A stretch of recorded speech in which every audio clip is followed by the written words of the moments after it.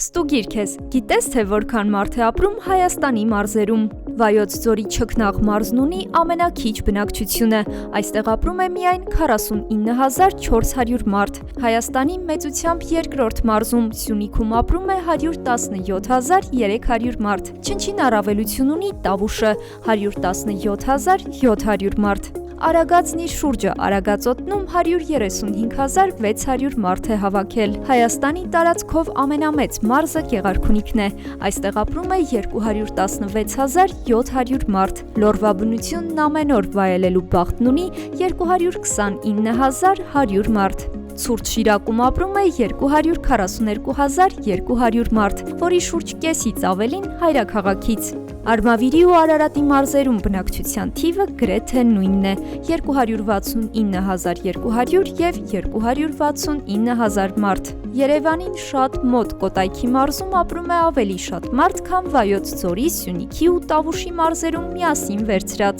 294900 մարդ։ Դե իսկ Երևանում է կենտրոնացած Հայաստանի ողջ բնակչության մոտ 1/3-ը՝ 1 143 000 մարդ։ Արդար բաշխում է, ինչ եք կարծում։